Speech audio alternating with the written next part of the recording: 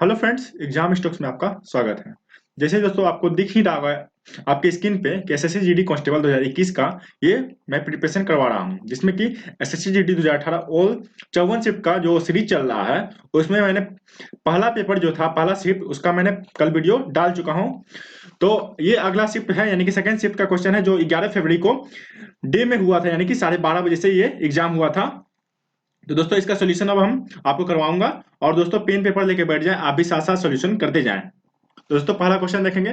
यहाँ पे क्वेश्चन में लिखा गया है, मोहित 10 मीटर प्रति सेकंड की गति से अपने दफ्तर जाता है, ठीक है दोस्तों, तथा x किलोमीटर पर आवर की गति से अपने घर वापस आता है।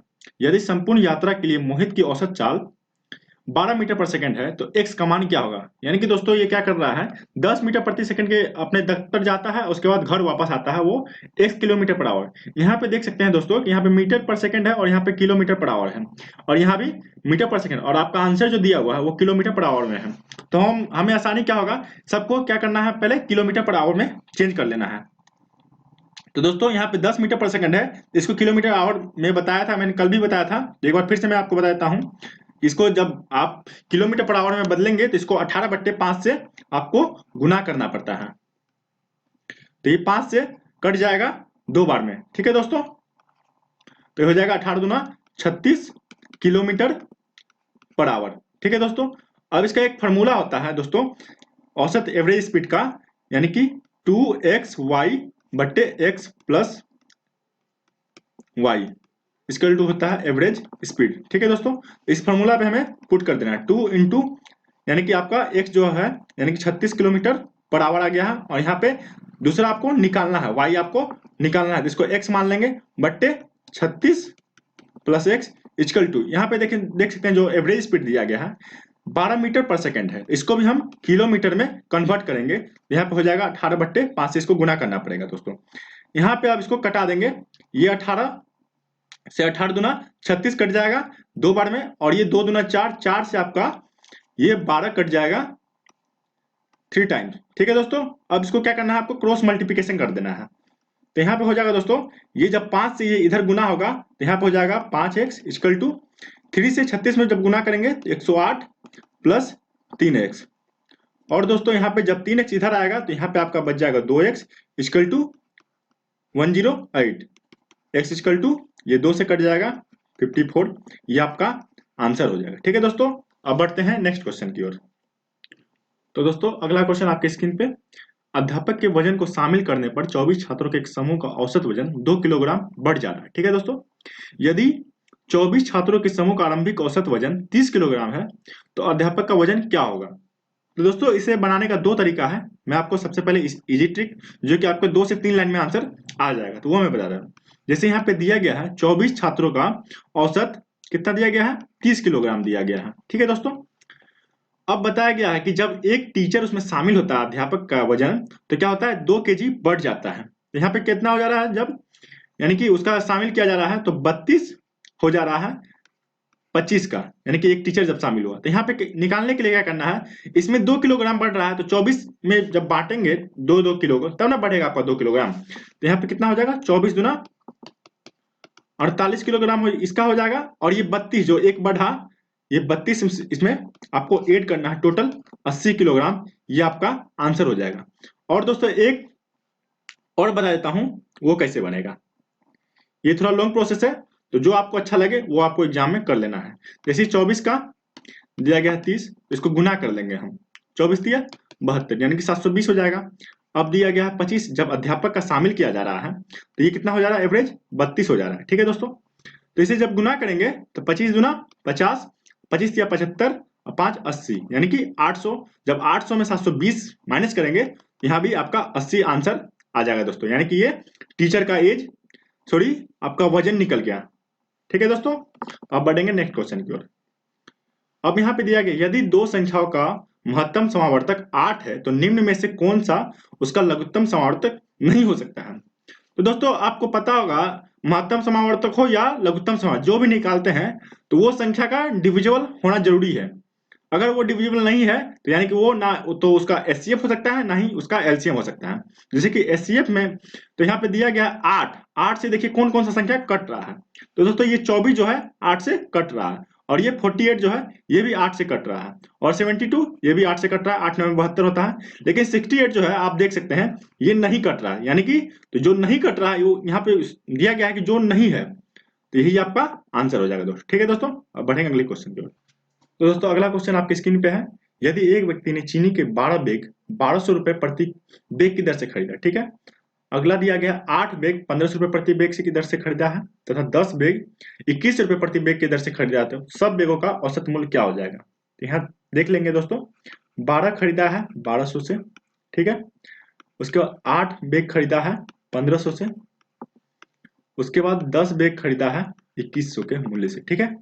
तो इसे आसानी से करने के लिए हम क्या करेंगे, हमें कैलकुलेशन में आसानी हो, तो ये 2 0 हर जगह से देख सकते हैं कॉमन आ रहा है, इसको हम हटा लेंगे, फिर इसको बाद में हम मल्टीप्लाई कर लेंगे। ठीक है दोस्तों, जब इसे हटा लेंगे तो यहाँ पे अब इसको दोनों को गुना करेंगे तो यहाँ पे हो जाएगा 144, ठीक।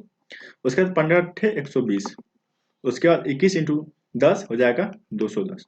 अब टोटल को हमें ऐड कर लेना है, यहाँ पे हो जाएगा 4, उसके बाद 4 2 6 1 7, ठीक है। उसके बाद 1 1 2 2 4, यानी कि 474 हो गया। अब इसे एवरेज निकालने के लिए करना, टोटल संख्या कितने संख्या है उससे हमें भाग देना पड़ता है, यानी कि तो कितना हो जाएगा 12 8 20 10 30, तो 30 से जब इसे डिवाइड करेंगे तो हमारा आंसर हो जाएगा, ये इधर क्या करेंगे, एक जीरो को इधर छोड़ देते हैं, पहले 3 से ही कर देते हैं, तो हो जाएगा 15 तिया 45, ठीक है। उसके बाद 2 बच गया, 2 की पावर 4 आया, यहाँ हो गया 8। अब ये जीरो जब आप किसी भी चीज से 10 से भाग देते हैं तो एक पॉइंट आ जाता है, ठीक है दोस्तों। अब देखें हमने क्या किया था, यहाँ 2 जीरो हटाया था हर जगह से, यानी कि क्या किया था, 2 जीरो इक्वल टू होता है 100, इसको क्या करेंगे 100 से हम लोग मल्टीप्लाई कर देंगे, ठीक है। तो हमारा आंसर हो जाएगा 1580, ठीक है दोस्तों। तो ये हमारा आंसर आ गया 1580, ठीक। अब बढ़ेंगे नेक्स्ट क्वेश्चन की ओर। अब यहाँ पे दिया गया एक कुर्सी तथा एक मेज का अंकित मूल्य 2:3 के अनुपात में दिया गया है, ठीक है। दुकानदार कुर्सी पर 20% की छूट देता है, यदि कुर्सी तथा मेज दोनों पर सम्मिलित छूट 26% है तो मेज पर कितनी छूट है। यानी कि यहाँ पे आप देख सकते हैं क्लियर लिखा गया कि हर चीज पे आपको छूट ही दिया जा रहा है, ठीक है। तो इसको बनाने से पहले यहाँ आपको क्या करना है, 2:3 कर लेना है। अब इसे हमें क्या होगा, डाटा थोड़ा सा इसमें निकालने में, एवरेज निकालने में आपको दिक्कत हो सकता है, इसलिए क्या करेंगे, इसको हम मान लेंगे 200 और इसको मान लेंगे हम 300। इसमें क्या होता है कि एवरेज में आप जो क्रिया इधर कर रहे हैं उधर कर रहे हैं, इससे कोई भी इफेक्ट नहीं पड़ेगा, क्योंकि 2 0 कट के फिर 2:3 आ जाएगा। अब यहाँ पे क्या बोला गया है, पहली संख्या में हमें 20% की छूट देना है, तो इसमें 20% हम जब डिस्काउंट देंगे तो ये हो जाएगा। फिर क्या बोला गया है कि दूसरी संख्या में, यानी कि जो 300 है उसमें x% का छूट दिया गया है, यानी कि x निकालना हमें, तो 100 माइनस एक्स बाय 100 कर देंगे। उसके बाद टोटल में, यानी कि टोटल कितना होगा 300 और 200 500, 500 में क्या किया गया है 26% का छूट दिया, यानी कि टोटल में 26%, तो यहाँ पर हो जाएगा 74/100, ठीक है दोस्तों। और ये 2 जीरो ये 2 जीरो खत्म, इधर से 2 इधर से 2 ये भी खत्म हो जाएगा, ये 2 जीरो कट जाएगा। अब इसको हम गुना कर लेंगे, यहाँ हो जाएगा 160 प्लस यहाँ हो जाएगा 300 माइनस 3x इक्वल टू, तो यहाँ हो जाएगा 5 चौके 20 5 7 35, यानी हो जाएगा 370, ठीक है। अब यहाँ टोटल जब ऐड करेंगे तो यहाँ 300 160 460, जब 460 उधर इसको जाएगा इधर, जब इधर प्लस में तो इधर माइनस हो जाएगा, यानी कि माइनस 3x इक्वल टू 370 में से 460 घटाएंगे तो माइनस 90 आपका हो जाएगा, और ये माइनस इधर से ये माइनस प्लस हो जाएगा, और 3 से 90 कट जाएगा 30 बार में, x इक्वल टू 30, यानी कि x का मान जो है आपका 30% आपका आंसर आ गया। तो ये आपका आंसर हो जाएगा दोस्तों। अब दोस्तों अगला क्वेश्चन है, यदि पी क्यू आर 5:3:6 है, ठीक है, तो P बट्टे Q बट्टे R बट्टे P का अनुपात क्या हो जाएगा। तो यहाँ पे दिया गया, यानी कि P का मान जो है 5 है, Q का मान 3 है और R का मान 6 है, ठीक है। तो P बट्टे Q निकालना हमें, P बट्टे Q कितना हो जाएगा, तो 5/3 हो जाएगा P बट्टे Q। उसके बाद अनुपात दिया गया, उसके बाद Q बट्टे R कितना है 3/6। उसके बाद अगला R बट्टे P निकालना है, R बट्टे 6/5 हो जाएगा, R बट्टे P 6/5। ठीक है दोस्तों, अब यहाँ पे 3 से 6 कट जाएगा, 1/2 हो जाएगा। इसे बढ़िया से लिख लेंगे हम लोग, 5/3, 1/2, 6/5। अब एवरेज को एक बार यानी कि एलसीएम में नहीं होता एवरेज, कोई भी चीज है यानी कि अनुपात जो है, तो उसको क्या करते हैं हम लोग, उसको एक फॉर्म में लाते हैं। इसके लिए क्या करना पड़ता है, हमें नीचे एलसीएम लेना पड़ता है। तो एलसीएम कितना हो जाएगा आपका, 5×10 यानी कि 30 आपका एलसीएम हो जाएगा। उससे क्या करना है, इसमें मल्टीप्लाई कर देना है। जब इसको मल्टीप्लाई करेंगे हम 30 से, तो 10 दिया 30, तो यानी कि 10 से इसमें गुना हो जाएगा, तो हो जाएगा 50 इधर जब करेंगे तो 15 हो जाएगा, और यहाँ पे 30, 6×5 30, तो यहाँ पे 36 हो जाएगा। तो कौन सा हमारा आंसर मैच कर रहा है, तो यहाँ पे डी ऑप्शन जो है ये मैच कर रहा है, 50, 15, 36। तो ये आपका आंसर हो जाएगा। तब बढ़ते हैं नेक्स्ट क्वेश्चन की ओर। अब यहाँ पे दिया गया है अगला क्वेश्चन, A/B=5:8 तथा B/C=11:13 है। यदि A का मान 110 दिया गया है तो C का मान क्या होगा। तो यहाँ पे देख सकते हैं A/B दिया गया है 5:8, ठीक है। उसके बाद B/C दिया गया है 11:13। तो मैंने एक क्वेश्चन इससे कल भी पिछले शिफ्ट में करवाया है, तो एक बार कर लेंगे फिर से। A/B/C निकालना है, तो 11×5 = 55, ठीक है।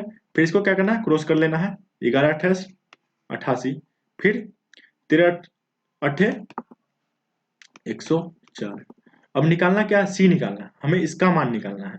और यहाँ पे A का मान कितना दिया गया है, 110, यानी कि ये 55 दिया गया है 110, यानी कि क्या हो गया है, ये 2 से मल्टीप्लाई हो रहा है, ठीक है। तो यहाँ भी हमें क्या करना है, 2 से मल्टीप्लाई कर देना है, ठीक है। तो कितना हो जाएगा, 208 आपका आंसर हो जाएगा, यानी कि ऑप्शन डी। अब बढ़ेंगे नेक्स्ट क्वेश्चन की ओर। अब यहाँ पे दिया गया, एक कंपनी में इंजीनियर की संख्या प्रत्येक 2 वर्षों में स्वयं की दुगुनी हो जा रही है, ठीक है दोस्तों। यानी कि हर 2 वर्ष में क्या हो जा रहा है, जैसे कि अगर 2 है तो 4 हो जा रहा है, फिर अगले वर्ष क्या हो जा रहा है, 2 वर्षों में, अगले 2 वर्षों में 4 का 8 हो जा रहा है, फिर अगले 2 वर्ष में 8 का 16 हो जा रहा है। इसी तरह इंजीनियर की संख्या कितने वर्षों में अपने प्रारंभिक संख्या का 1024 हो जाएगा, ठीक है। तो इसके लिए निकालने के लिए क्या करना है, देखिए 2 वर्ष में क्या हो रहा है, 2 गुना हो जा रहा है, यानी कि 2 के पावर 1 हो जा रहा है। फिर अगले 2 वर्ष में यानी कि 4 वर्ष में क्या हो जा रहा है, यहाँ पे 4 हो जा रहा है। फिर 6 वर्ष में क्या हो जा रहा है, 8 हो जा रहा है, यानी कि ये क्या हो गया, 2 के पावर 1, 2 के पावर 2, 2 के पावर 3। उसी तरह ये कितना है, और यहाँ पे क्या हो जा रहा है, 2 का पहाड़ा चल रहा है, यानी कि 2 का टेबल चल रहा है। यहाँ पे 10, 24 है, तो 10, 24 कितना हो जाएगा, ये 2 के पावर 10 होता है, 2 के पावर 10 कितना होता है, 1024। क्योंकि देख सकते हैं 2 के पावर 7 128 होता है, 2 के पावर 8 256, 2 के पावर 9 512, 2 के पावर 10 इतना हो गया। तो जो 10 बार हो गया, यानी कि 3, देखिए 3 हुआ तो 6 हुआ, इसी तरह यहाँ 10 है तो यहाँ 20 हो जाएगा, यानी कि 20 वर्ष आपका आंसर हो जाएगा दोस्तों। तो दोस्तों अगला क्वेश्चन आप देख सकते हैं, बार चार्ट का क्वेश्चन है। नीचे दिए गए बार चार्ट में 7 विभिन्न मिठाइयों S1, S2, S3, S4, S5, S6 तथा S7 में उपयोग हुई चीनी की मात्रा को मिठाई के कुल वजन के प्रतिशत के रूप में दर्शाया गया है। तो मिठाई S5 तथा S3 का संयुक्त वजन 300 किलोग्राम है। दो मिठाइयों में मिलाकर इस्तेमाल की गई चीनी की कुल मात्रा कितनी होगी। दोस्तों यहाँ पे दोनों मिला के दिया गया है, और यहाँ परसेंटेज क्या किया गया है, अलग अलग दिया गया है। उससे क्या होगा कि हमें जब भी परसेंटेज निकाला जाता है तो दोनों का अलग अलग वजन का अलग अलग निकाला जाता है, क्योंकि उसमें क्या होता है, डिफरेंस हो जाता है। तो इसलिए इसको निकालना क्या होगा कि इसमें आंसर हो जाएगा निर्धारित नहीं किया जा सकता है, क्योंकि दोस्तों क्योंकि अलग अलग वजन इसका नहीं दिया गया है। एक साथ में और डिफरेंट में परसेंटेज में क्या होता है, डिफरेंट हो जाता है। अगर अलग अलग दिया रहता तो ही इसका निकालना संभव था। अब देखेंगे अलग। तो दोस्तों अगला क्वेश्चन आपके स्क्रीन पे है, ये बोर्ड मास का क्वेश्चन है। जैसे सोल्व देखिए कैसे करता है, कैसे बोलो, स्कीम हो गया। तो दोस्तों अगला क्वेश्चन आपके स्क्रीन पे है, तो ये देख सकते हैं बोर्ड मास का क्वेश्चन है। इसे बनाने का तरीका मैंने कल भी बताया था, एक बार फिर से बता दूं। इसमें बोर्ड मास का जो रूल होता है, पहले ब्रैकेट का क्रिया करना है, फिर ऑफ का, ठीक है दोस्तों, फिर मल्टीप्लाई करना है, फिर डिवीजन करना है। तो इसमें दिया गया है 5/2 का 5 से, तो यानी कि क्या हो जाएगा, गुना का मतलब क्या होता है, गुना। तो 25/2 हो जाएगा। उसके बाद भाग है, उसके बाद माइनस, भाग के बाद 4 है दोस्तों, उसके बाद -2, फिर यहाँ पे का है, तो यानी कि यहाँ पे कितना हो जाएगा, 2 से इसमें का है तो गुना कर देंगे, तो 2 बट्टे कितना हो जाएगा 7, ठीक है। फिर भाग 1/7, ठीक है। अब दोस्तों 25/2, अब क्योंकि क्या करना है, हमें भाग का क्रिया करना है, तो गुना हो जाएगा 1/4 माइनस 2/7, जब भाग को बदलेंगे तो कितना हो जाएगा, ये पलट जाएगा 7, 7 से 7 कट गया, और यहाँ पे कितना हो जाएगा 25/8। तो दोस्तों इसको जब करेंगे तो 8 एलसीएम हो जाएगा हमारा, तो कितना हो जाएगा 8 दूना 16, पहले तो ये 25 का 25 रह जाएगा यहाँ पे, और माइनस 8 दूना 16, 16 माइनस हो जाएगा, तो हमारा आंसर हो जाएगा 9/8। तो हमारा कितना है, ये ऑप्शन सी आपका आंसर हो जाएगा, ठीक है दोस्तों। अब बढ़ेंगे अगले क्वेश्चन की ओर। क्वेश्चन से तो दोस्तों अगला क्वेश्चन आपके स्क्रीन पे है, यहाँ पे देख सकते हैं, यदि रोहित 1188 किलोमीटर की दूरी 22 घंटे में तय करता है तो रोहित का गति क्या होगा। दोस्तों यहाँ पे एक फॉर्मूला होता है, चाल बराबर दूरी बट्टे समय, तो इसी पे पुट करना है आपको। तो यहाँ पे दिया गया है, दूरी कितना दिया है 1188 किलोमीटर, और चाल है आपका, सॉरी आपका टाइम जो लगा है 22 घंटा, यानी कि जब ये चाल बराबर दूरी बटे, जब हमें समय निकालना पड़ेगा तो इसके चाल नीचे आ जाता है, ठीक है। तो यहाँ पे दिया गया है 1188 किलोमीटर और समय दिया गया है 22 घंटा। जब इसको कटाएंगे तो 11 दूना 22, ये कट जाएगा, 11 के 11, 8 नहीं कटेगा तो 0 आएगा, 11 8 88, फिर 2 से कट जाएगा, 54 हो जाएगा। और दोस्तों आपको ध्यान देना है कि ये सारा चीज जो दिया गया है वो किलोमीटर और घंटा में है, लेकिन आपका जो ऑप्शन है ये मीटर पर सेकंड में है, तो 54 को आप लोग गलती से ये 54 नहीं टिक करेंगे, ठीक है। इसे मीटर पर सेकंड में पहले बदलेंगे, तो मीटर पर सेकंड में बदलने के लिए 54 5/18 से इसको मल्टीप्लाई करना पड़ता है, तब ये मीटर पर सेकंड में बदलता है। तो 18 तिया 54, तो कितना हो जाएगा हमारा आंसर 15 हो जाएगा, ठीक है दोस्तों। आपको गलती से ये 54 टिक नहीं करना है, ये गलत आंसर हो जाएगा आपका। उसके बाद दिया गया है P तथा Q मिलकर एक कार्य को 105 दिन में पूरा कर सकते हैं, ठीक है। Q तथा R मिलकर उसी कार्य को 90 दिन में कर सकते हैं, और P तथा R मिलकर उसी कार्य को 126 दिन में कर सकते हैं। तो P Q R मिलकर वही कार्य को कितने दिन में पूरा करेंगे, ठीक है। तो यहाँ पे देख सकते हैं P प्लस Q जो है ये काम कर रहा है 105 दिन में। उसके बाद दिया गया Q प्लस R जो काम कर रहा है 90 डेज। उसके बाद R प्लस P जो कर रहा है 126 दिनों में काम कर रहा है। अब ये तीनों का एलसीएम निकालना बहुत फास्ट होगा, तो आप लोग एक बार कर लेंगे। मुझे इसे पता है कितना होगा एलसीएम, तो ये 630 हो गया, ठीक है दोस्तों। अब इसे क्या करना है, हमको सिंपली कटा देना है। ये कटेगा कितना बार में, 6 पंचे यानी कि 6 बार में कट जाएगा। ये 9 सते 63 7 बार में, और ये 126 तो कितना बार में कट जाएगा, ये 5 बार में, ठीक है दोस्तों। ये 5 बार में ये जाएगा, यानी कि ये क्या हो गया आपका टोटल वर्क हो गया, और ये आपका इफिशियंसी हो गया यानी कि क्षमता हो गया। ये पी क्यू मिलके एक दिन में 6 काम करता है, क्यू आर मिलके 7 काम करता है, और आरपी मिलके 5 काम करता है। अब दोस्तों क्या करना पड़ता है, जब हमें निकालना पड़ता है एक पूरे टोटल काम कितने दिन में होगा, तो टोटल वर्क बट्टे ये क्षमता माइनस बट्टे करना पड़ता है। लेकिन यहाँ क्या होगा दोस्तों कि P 2 बार आ गया आपका, Q 2 बार, R 2 बार, तो क्या करेंगे 2P plus Q plus R बराबर कितना हो जाएगा 7 6 13 5 18। इसको 2 से जब इधर करेंगे तो कितना हो जाएगा 9। तो यहाँ पे क्या करना है, फिर टोटल वर्क बट्टे क्षमता, ठीक है, निकालने के लिए कितने दिन में काम होगा। तो टोटल वर्क कितना है 630 बट्टे 9 कर देंगे, तो 9 सते 63 यानी कि 70 डेज हमारा टोटल काम, ये तीनों मिलके जो है 70 दिन में टोटल काम खत्म कर देंगे, ठीक है दोस्तों। अब बढ़ेंगे नेक्स्ट क्वेश्चन की ओर। फिर टाइम एंड वर्क से ही क्वेश्चन है। यहाँ पे दिया कि ए एक कार्य को 14 दिन में, ए जो है एक कार्य को 14 दिन में कर ले रहा है, बी अकेले समान कार्य को 21 दिन में पूरा करता है। बी जो है उसे 21 दिन में पूरा कर ले रहा है, ठीक है। ए 14 दिन में, बी 21 दिन में पूरा कर सकता है। ए तथा बी मिलकर कार्य आरंभ करते हैं, दोनों काम करना स्टार्ट कर रहा है, ठीक है। परंतु ए कार्य शुरू होने के 4 दिन पश्चात काम छोड़ दे रहा है। ए जो है वो क्या करता है, काम छोड़ देता है, 4 दिन साथ में तो करता है लेकिन छोड़ के भाग जाता है वो।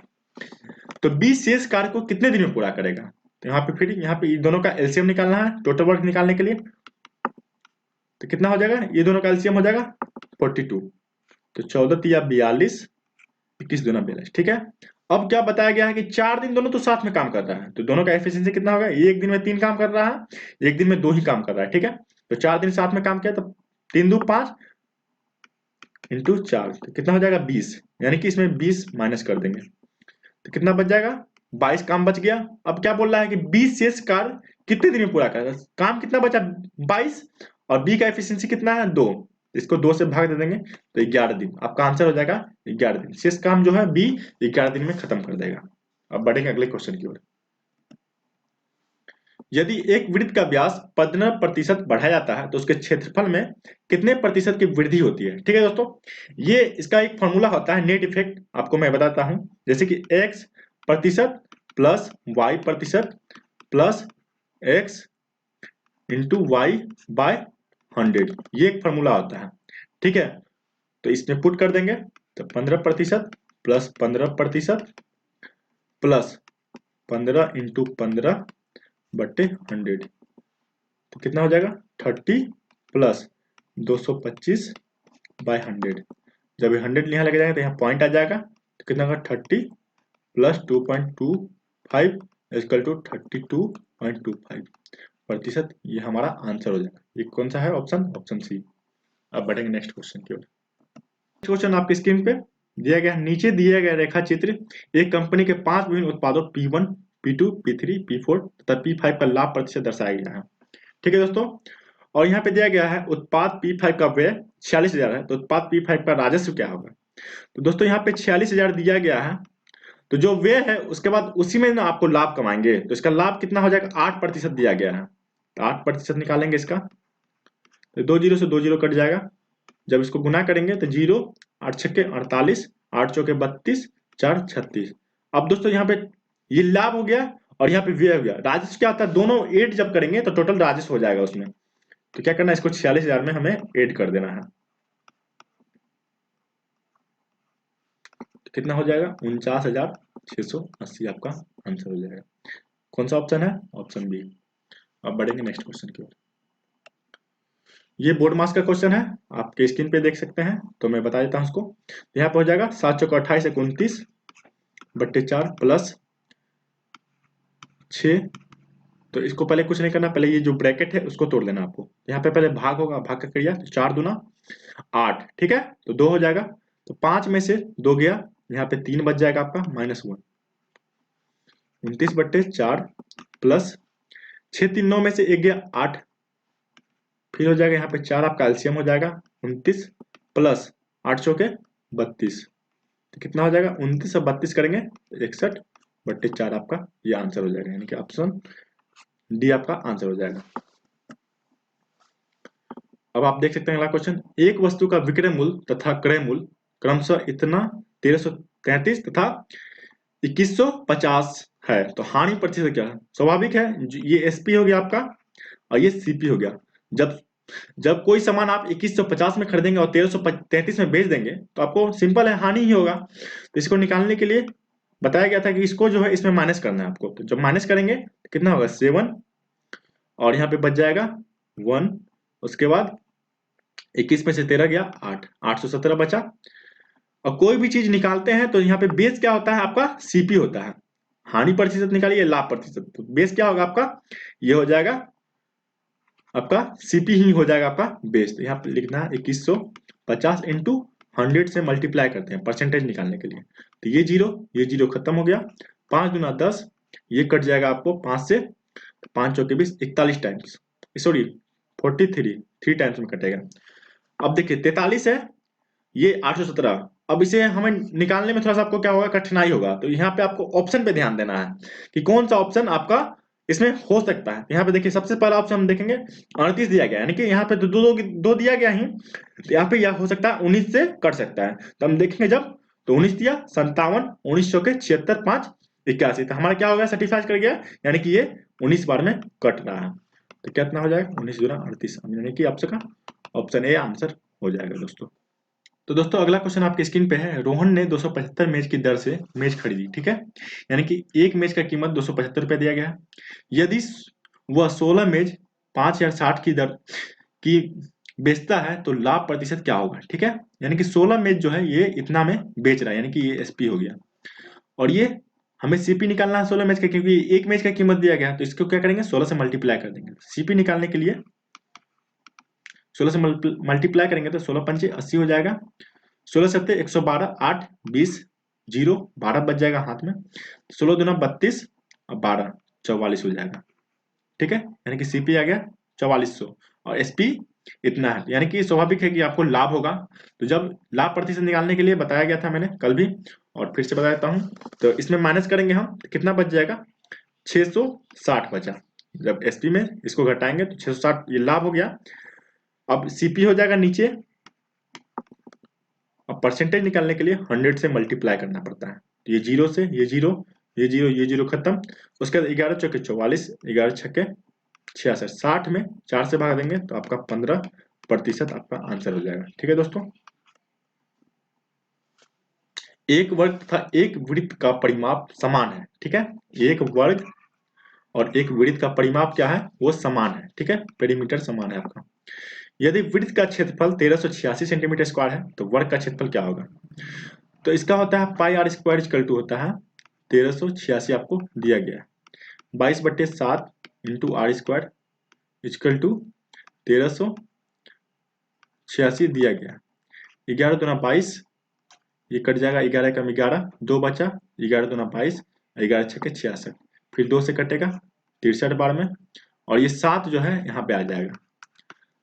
तो जब आर स्क्वायर इक्वल टू हो जाएगा 9 सत्ते 63 इंटू 7। ठीक है, तो यहाँ पे 9 का रूट हो जाएगा 3 और 2 7 है तो 1 7 हो जाएगा, यानी कि आर कितना आ गया 21। ठीक है दोस्तों, अब क्या करना है, हमें वृत्त का पेरीमीटर निकालना है, क्योंकि दोनों बराबर है।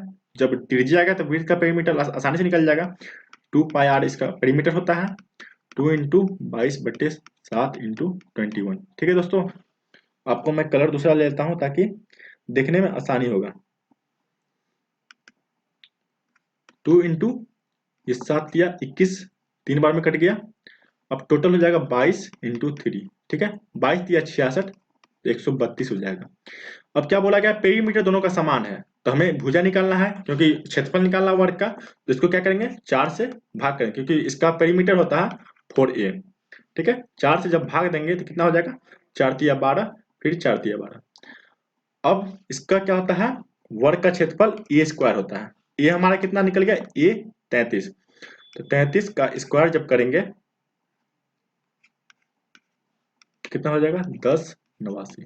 ठीक है दोस्तों, ये आपका आंसर हो जाएगा। अब बढ़ेंगे इस क्वेश्चन की ओर।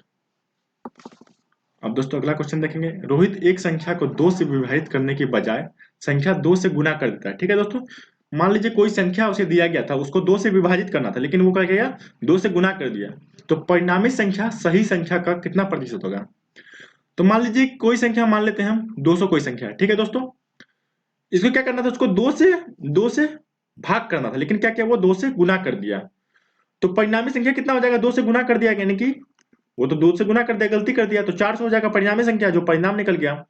और सही संख्या का प्रतिशत क्या होगा, सही संख्या क्या होता है, अगर इसमें हम 2 से भाग देते तो ये सही संख्या होता है, यानी कि 100 हो जाता है। तो कितना का यहाँ क्या पूछा गया आपका, तो सही संख्या का प्रतिशत क्या हो जाएगा। तो दोस्तों जब 100 का हम x/100 करेंगे इक्वल टू 400, तो कितना हो जाएगा, हमें ये प्रतिशत निकले, यानी कि x इक्वल टू कितना 400%। ये आपका आंसर हो जाएगा दोस्तों।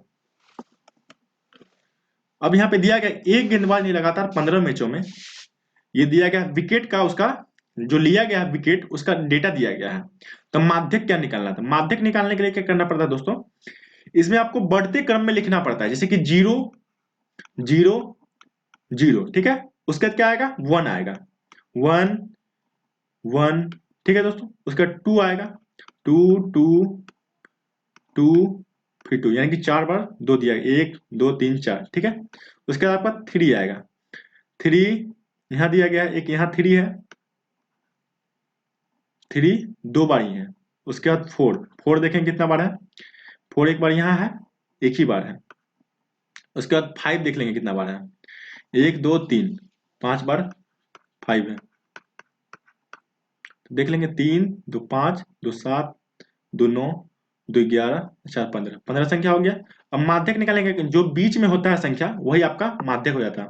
तो 1 2 3 4 5 6 7 और इधर से भी 7 संख्या, तो बीच में कितना आ रहा है आपका 2, यानी कि आपका माध्यक क्या हो जाएगा 2, आपका आंसर हो जाएगा।